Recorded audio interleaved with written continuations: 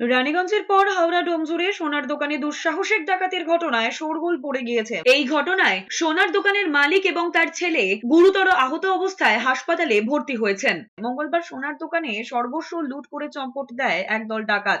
সূত্রের খবর, মঙ্গলবার বেলা 12:30 নাগাদ 4 জন সশস্ত্র ডাকাত ওই সোনার দোকানে ঢোকে। কর্মীদের প্রাণে মেরে ফেলার হুমকি দিয়ে বন্দুকের বাট দিয়ে মারধর করে। তারপর সকলকে বেঁধে রেখে দোকান থেকে সর্বস্ব লুটপাট করে পালিয়ে যায়। খবর পেয়ে ঘটনাস্থলে পৌঁছয় বিশাল পুলিশ বাহিনী।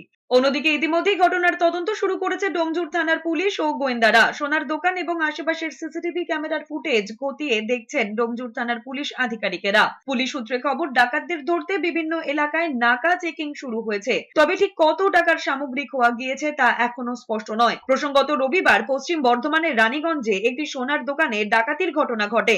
7 ডাকাত মিলে অস্ত্র দেখিয়ে ওই দোকান থেকে সর্বস্ব লুট করে পালায়। দুজন ঢুকেছিল, কাস্টমার হয়ে বললো নাকি যে পেন্ডেন্ট দেখাতে, তো আমরা পেন্ডেন্ট দেখাচ্ছিলাম। তারপর দেখাতে দেখাতে তারপরে আরও দুজন ঢুকলো, ঢুকতেই তারপরে ওরা অ্যাটাক করতে শুরু করে দিল। পিস্তল 4 জনই এসেছিলো, 4 জনের হাতেই পিস্তল ছিল, দিয়ে ওরা অ্যাটাক করতে শুরু করে দিল। যা আমাদের সমস্ত ডিসপ্লেতে যা আর কি মাল ছিল সেগুলো সব ওরা নিয়ে নিয়েছে।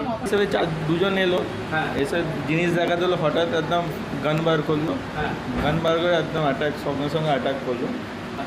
তো একটু চেল্লামিল্লি হতে ওই গান নিয়ে একদম মাথায় স্পট মেরেছে, বাবার কানে মেরেছে।